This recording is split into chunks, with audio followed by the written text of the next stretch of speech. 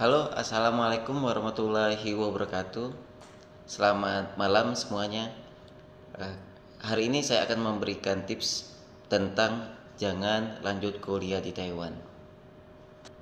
Jangan lanjut kuliah di Taiwan jika yang pertama adalah kita belum mempersiapkan terkait dana dan tabungan untuk melanjutkan studi. Karena beberapa beasiswa di Taiwan kadang-kadang ada yang tidak mengcover semua, sehingga kita harus mempunyai dana atau mempunyai uang untuk pengeluaran di awal.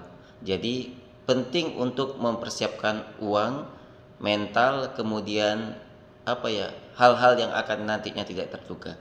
Sehingga kalau misalnya kita tidak mempersiapkan itu, kuliah kita akan sulit. Kemudian kita tidak akan fokus kuliah, tapi lebih akan fokus untuk mencari uang dan bertahan hidup.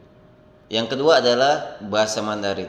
Jika kita S1, kita wajib pakai bahasa Mandarin di Taiwan. Tapi kita S2, S3, kita bahasanya bahasa Inggris internasional, tapi bahasa Mandarin tetap menjadi bahasa yang wajib untuk dipahami, apalagi untuk kegiatan daily activity atau sehari-hari. Jadi apabila teman-teman bisa belajar bahasa atau bisa bahasa Inggris dan bahasa Mandarin, kayaknya kita akan boleh dibilang sukses ketika berada di Taiwan. Jadi kalau misalnya niat kuliah di Taiwan, masih ada waktu belajar bahasa Mandarin dulu. Karena itu adalah salah satu kunci kita bisa sukses ketika nanti kita kuliah di Taiwan. Tips yang ketiga yaitu mencari profesor atau pembimbing, apalagi bidang teknologi atau teknik ya. Karena kita akan dapat beasiswa dari lab, gabung di lab. Jadi pilih profesor yang benar, kemudian kita harus menghubungi profesor dulu terkait dengan kontrak, kemudian pendanaan yang kita dapatkan. Karena support dari profesor terkait alat, kemudian pendanaan dan publikasi baik open access atau close access itu sangat penting.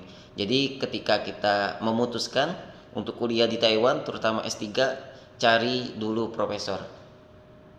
Itu sangat penting. Yang keempat, jangan kuliah di Taiwan ketika kita belum punya pengalaman atau banyak publikasi. Karena ketika kita S2 dan S3, terutama S3, kalau S2 mungkin syarat lulus masih proceeding Scopus, tapi kalau S3 syaratnya adalah paper Scopus SCI, terutama Q1 dan Q2.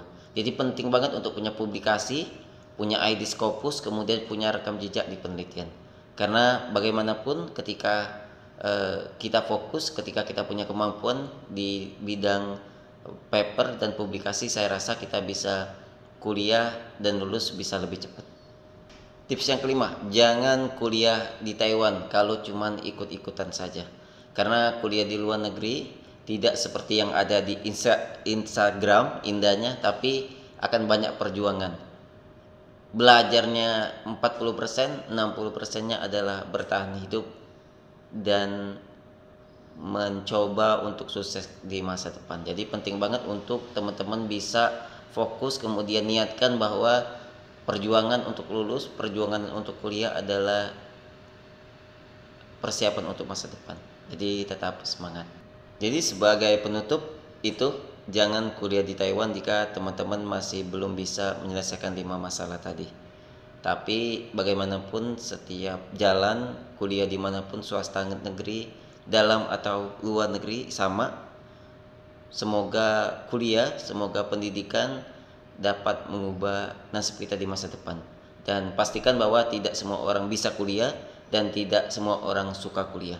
Jadi niatkan dalam hati passion kita apa, kemudian niatkan bahwa kita akan sukses terus maju di masa depan. Mungkin itu. Salam untuk semua Bapak Ibu. Kalau memang mau kuliah di Taiwan, tetap semangat.